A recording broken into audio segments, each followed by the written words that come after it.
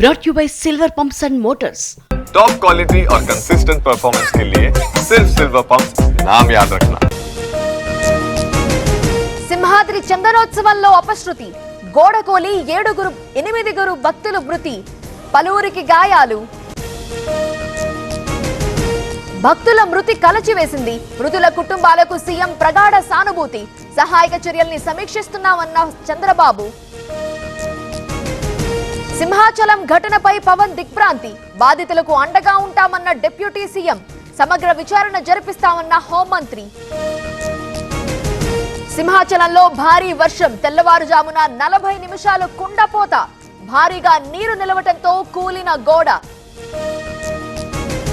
మరో మార్గంలో భక్తులకు ఎంట్రీ, సజావుగా సాగుతున్న అప్పన్న దర్శనం, 1,50,000 మంది వస్తారని అంచనా. యథేచ్ఛగా పాక్ రేంజర్ల కాల్పులు, ధీటుగా బదులిస్తున్న భారత సైన్యం, సరిహద్దుల్లో ఉద్రిక్త వాతావరణం. ఏమండి, ఇప్పటి నుంచి నాకు ఇంటి పనిలో కొంచెం ఎక్కువ హెల్ప్ చేయండి. ఎందుకు? నీకు జాబ్ దొరికిందా? నాకు నేనే బాస్ అవ్వాలనుకుంటున్నా. ఎలా? బాస్ వాలా బీ ద బాస్.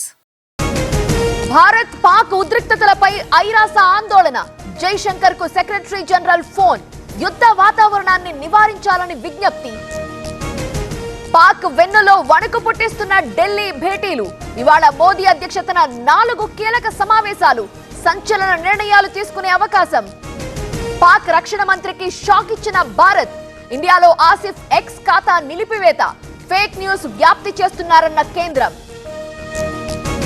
ఉగ్రదాడిపై మాట్లాడేప్పుడు జాగ్రత్త, పార్టీ విలువలు సంప్రదాయాలు గుర్తుంచుకోవాలి, నేతలకు కాంగ్రెస్ మార్గదర్శకాలు. కర్రెగుట్టల్లో ఆగని ఆపరేషన్, హెలికాప్టర్ల ద్వారా అదనపు బలగాలు, కీలక నేతలే లక్ష్యంగా కూంబి. ఈ రోజే తెలంగాణలో 10th ఫలితాలు విడుదల చేయనున్న సీఎం రేవంత్ రెడ్డి, ఈసారి సబ్జెక్టుల వారీగా గ్రేడ్లు. మోదీ పర్యటనకు భారీ ఏర్పాట్లు, ఇవాళ మంత్రులతో చంద్రబాబు లంచ్ మీటింగ్, రాజధానికి చట్టబద్ధతపై చర్చించనున్న సీఎం. తెలంగాణలో ఆర్టీసీ కార్మికుల సమ్మె సైరన్, పలుమార్లు నోటీసులు ఇచ్చిన జేఏసీ, ఆర్టీసీని పరిరక్షించాలని డిమాండ్. హైదరాబాద్ లో ఘరానా మోసం, ఎంబీబీఎస్ సీట్లు ఇప్పిస్తానంటూ 25 కోట్లు వసూలు, నిందితుడు చంద్రకాంత్ గౌడ్ అరెస్ట్. మేడ్చల్ జిల్లాలో ఫ్లాట్ ఓనర్లపై దాడి, జేసీబీలతో హద్దులు చెరిపేశారని ఆరోపణ, మేడిపల్లి పిఎస్ లో బాధితుల కంప్లైంట్.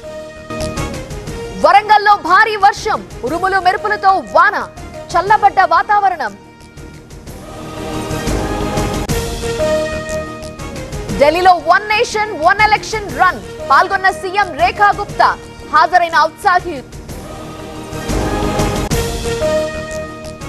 కారణం లేకుండానే బదిలీ చేశారు, జస్టిస్ మన్మథరావు బదిలీ నిలిపేయండి, సీజేఐకి ఏపీ హైకోర్టు లాయర్ల సంఘం లేఖ.